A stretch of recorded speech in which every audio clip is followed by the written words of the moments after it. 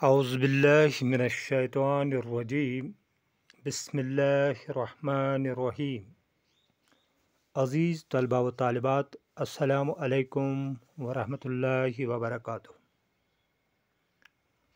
हमारा आज का मौज़ू है ख्वाजा हैदर अली आतिश की गज़ल।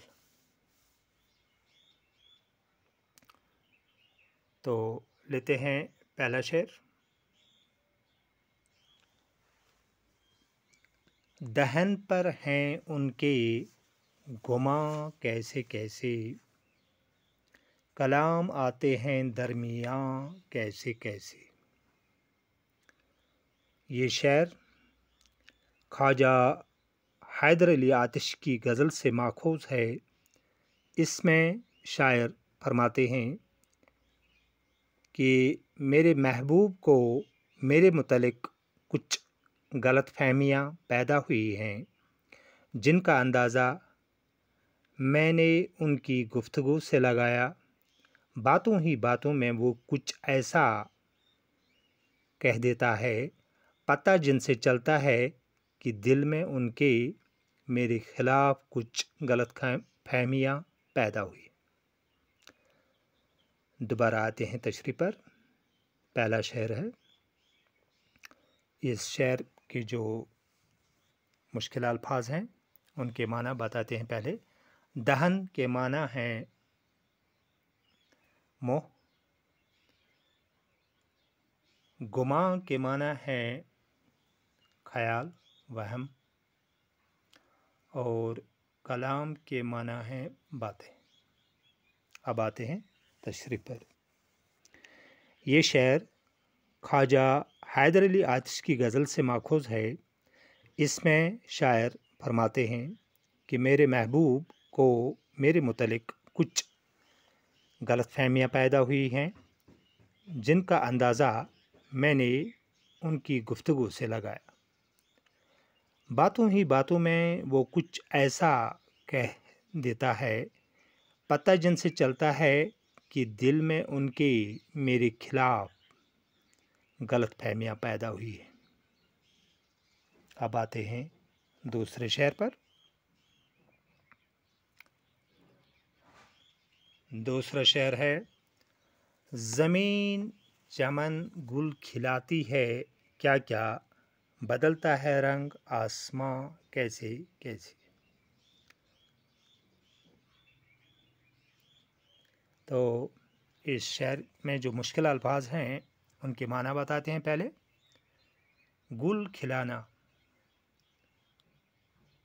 गुल खिलाना के माना है कोई हंगामा फितना खड़ा करना। तो रंग बदलना एक और है इसमें, रंग बदलना, इसके माना है तब्दीली लाना अपने में, इस्तिकामत पर न रहना, बदलता रहना। तो आते हैं तशरीह पर। दूसरा शेर है ये गज़ल का।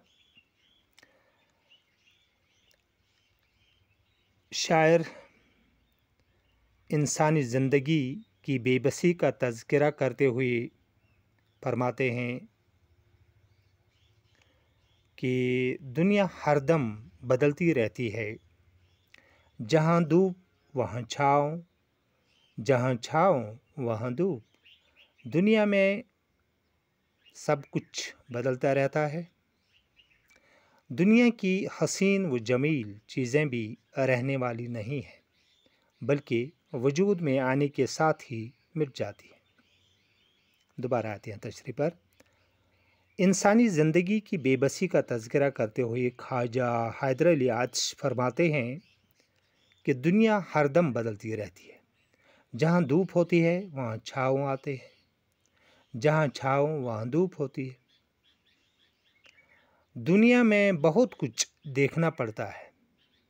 दुनिया की हसीन जमील चीज़ें भी रहने वाली नहीं हैं, बल्कि वजूद में आने के साथ ही मिट जाती है। अब आते हैं तीसरे शेर पर। तीसरा शेर है।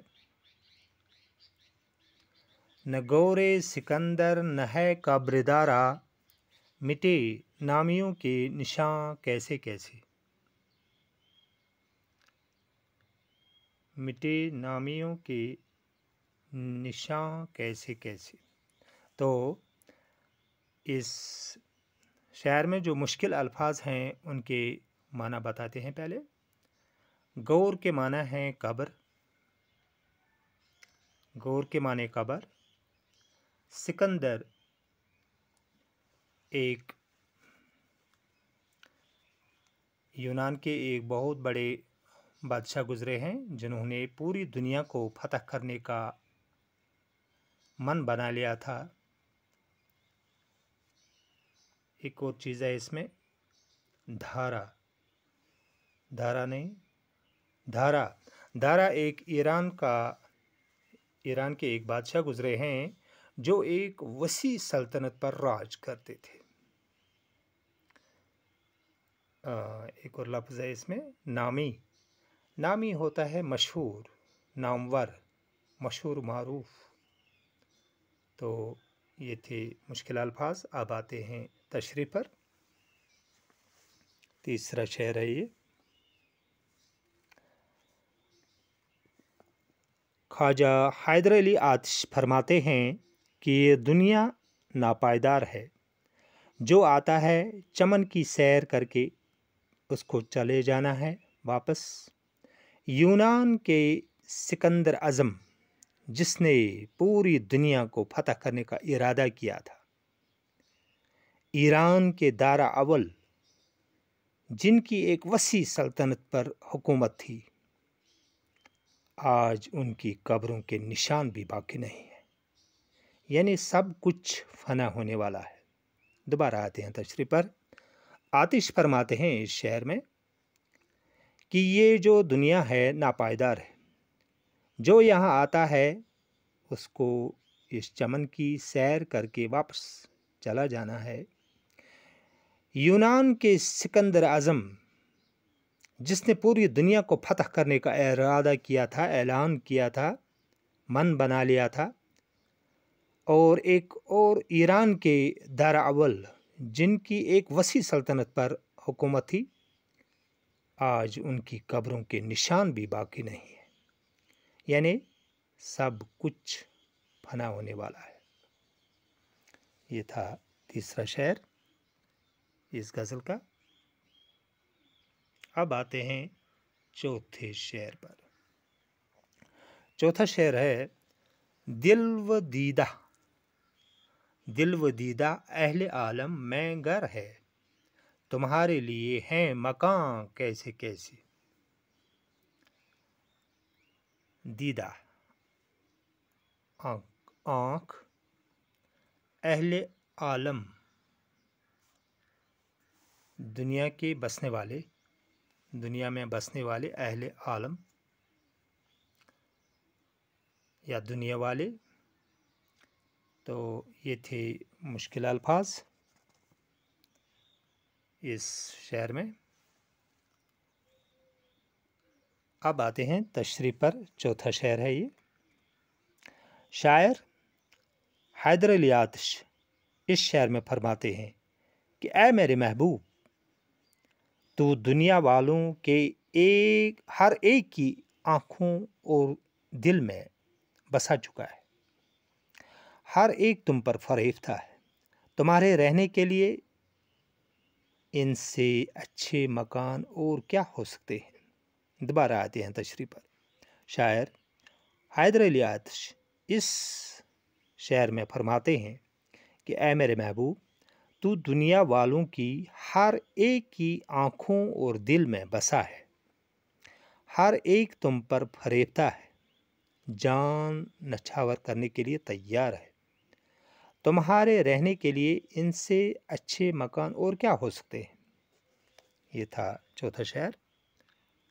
अब आते हैं पांचवें शेर पर।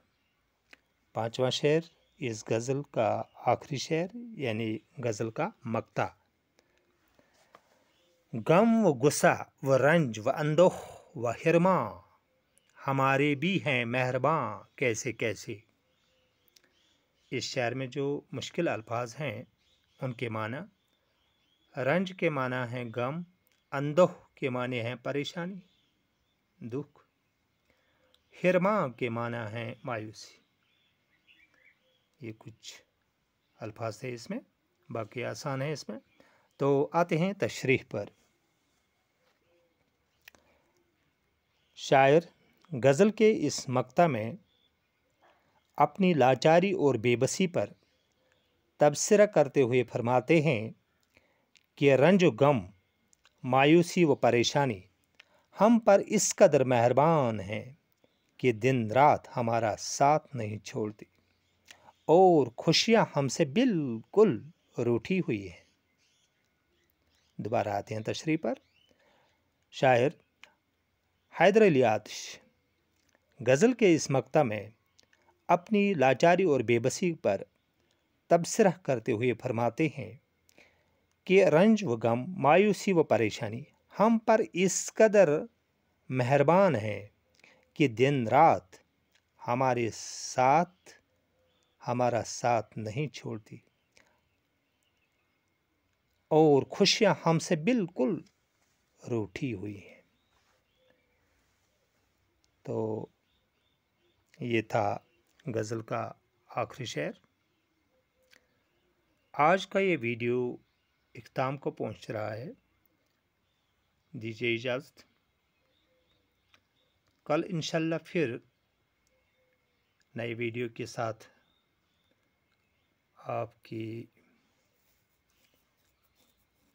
साथ हम कलाम होंगे वीडियो के ज़रिए। तो तब तक के लिए इजाज़त दीजिए। खुदा हाफ़िज़।